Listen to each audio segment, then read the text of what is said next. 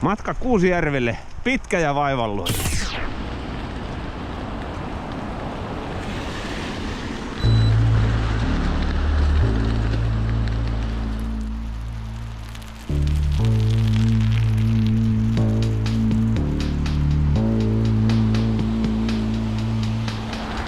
Erittäin jäisen liukkaat ja sepellin sekaiset hyvät huomenet täältä Tapioteen Rintavaljas-perspektiivistä.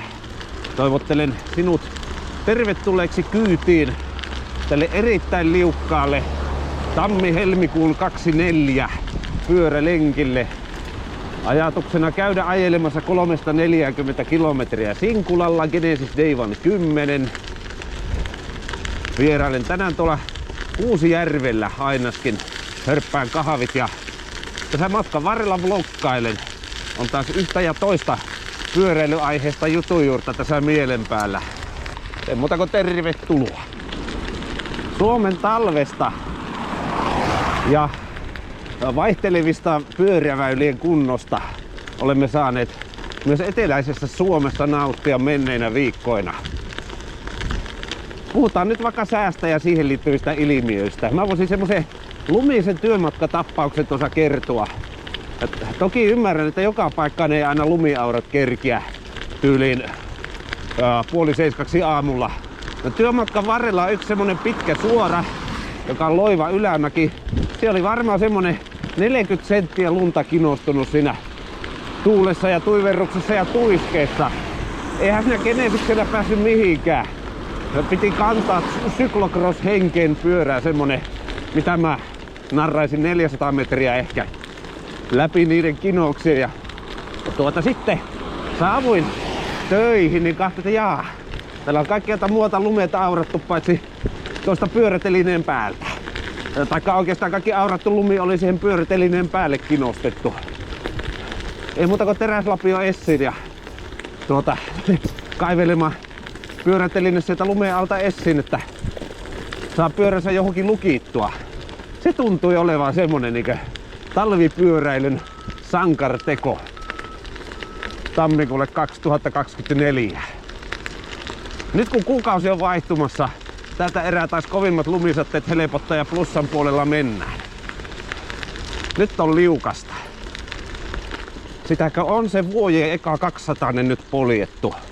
Eli tarkemmin sanottuna ensimmäinen 200 kodin ja työpaikan väliä aika monena päivänä, missä piilee talvipyöräilyn taika ja juju henkilökohtaisesti.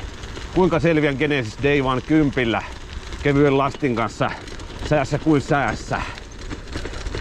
Ehkä tosiasioiden hyväksyminen.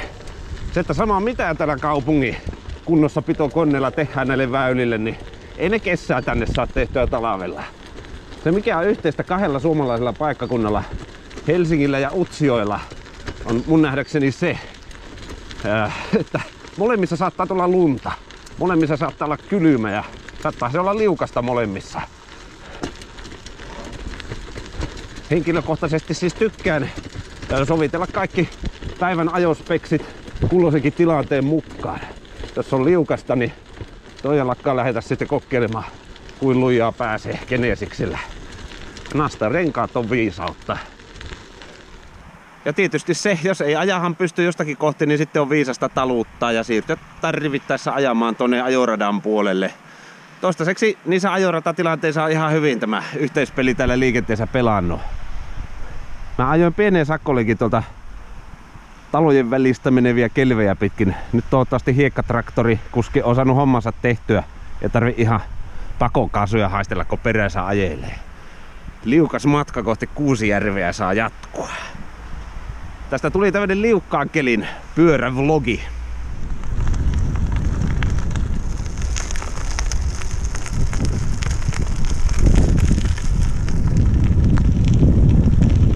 Sääolosuhteiden vuoksi maailma näyttäytyy tänään kovin harmaan sävyisenä.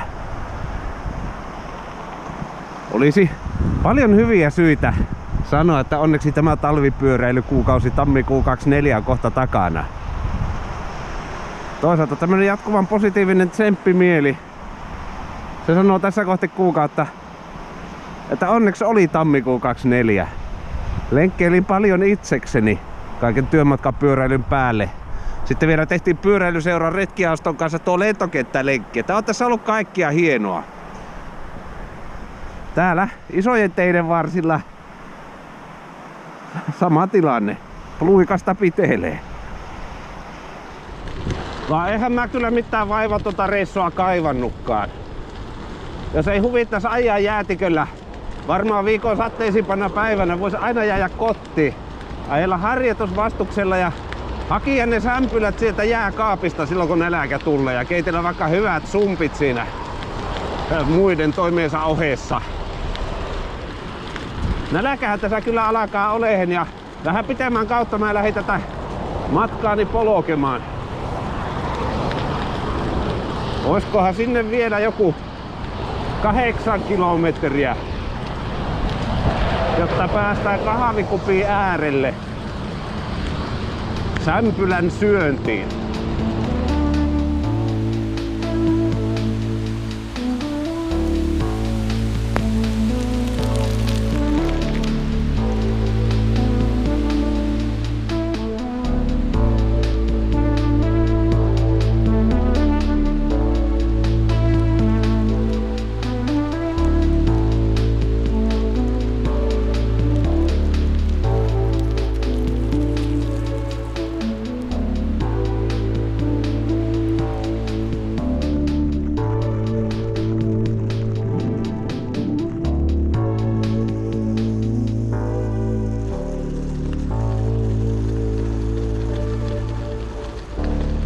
Tervetuloa tänne tie 140 maastossa kulkevan KLVn äärelle.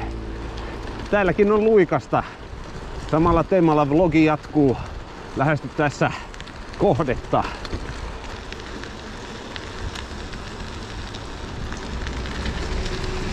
Kaapelit paikalleen. Mutta se on aika hurjassa kunnossa tuonne alamäkkeen päin mentäessä tuo kelvi. Minä sovellan nyt vähän reittiäni. Niin pitkään kuin mahdollista mä yleensä yritän olla pyöräväylillä ajella, mutta johan tuossa on luikasteltu sen verran, että käytetään vanhaa nelostietä hyväksemme. Ai kun siinä pyörä liitää alamäessä. Niin kuin jokin triathlon yksilö. Vaikka alla on nuo varmaan Suomeen huonoiten rullaavat Wintersvalpe maratoni plussat. Ai hitsin pimpula. Muututtiin maantiepyöräilijöiksi.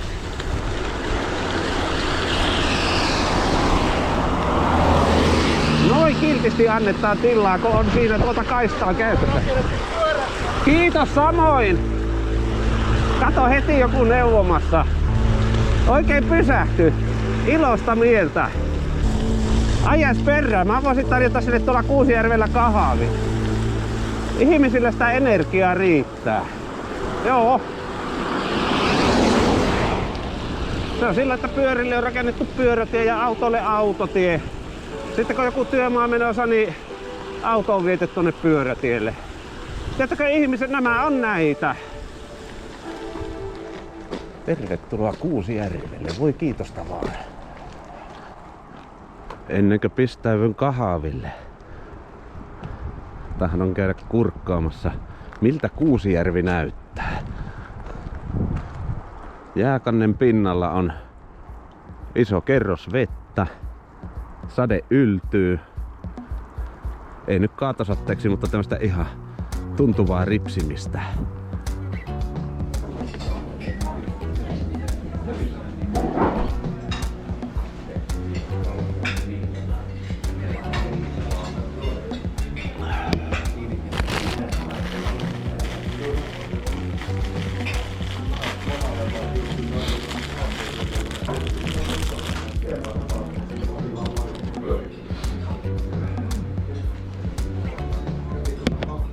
Siihen on kampetta laitettu kuivumaan, niin kuin jossain revetillä oltais. Eväät maistuu.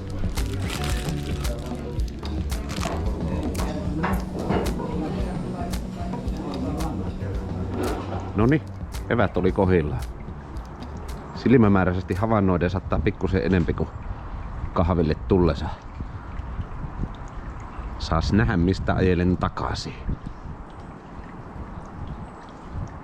Ei muuta kuin liukasta kotimatkaa.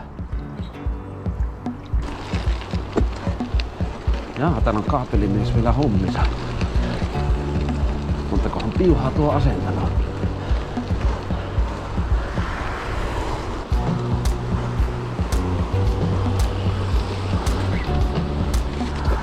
Jaha, kiertotie. Varför inte?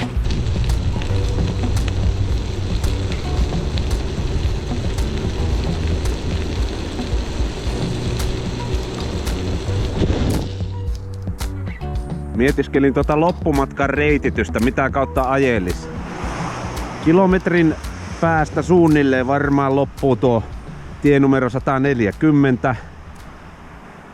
Siinä tulee semmonen pieni metsäkaistalle vastaan ja sitä menee semmonen puistogravelitie lähiöön, mutta kokemuksesta tiedän, että sitä ei ole kyllä talvihuolettu mitenkään sitä tietä, niin mä en sinne nyt luikastelemaan lähde ja sanotaan tältä erää hei tie 140. Mä koitan jotenkin täältä suunnistella kotiin edelleen liukastumatta. Hauska lenkki tämä on ollut. Mä voin sanoa, että se oli rankempi lenkki kerran pari vuotta sitten.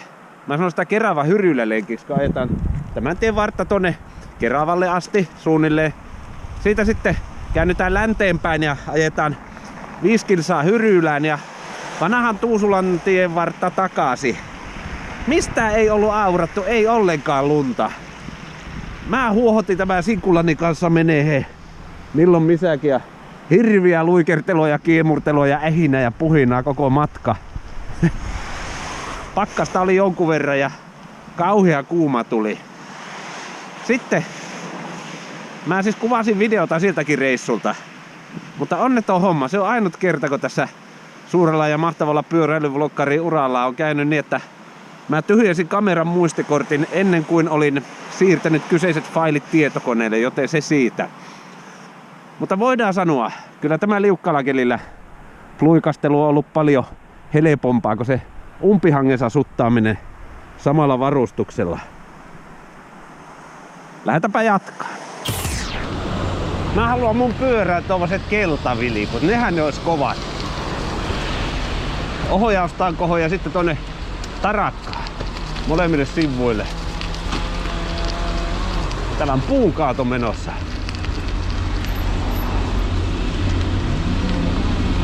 How I am supposed to get through. Tästä tulee fillari. Kiitos. Varmasti. Juu.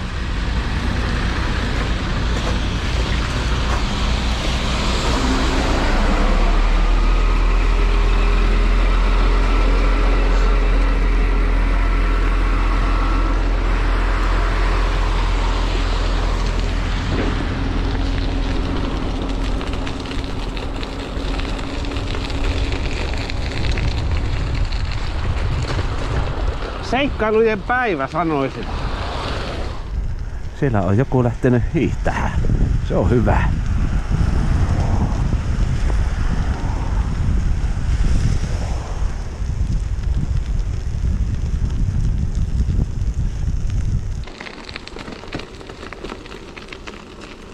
Mä tuun tänne Palkulan kotieläintilalle pitähän loppupuheen. Liukasta tienpintaa on nähty riittämin, niin mukava katsella välillä jotain muuta, vaikka elukoita.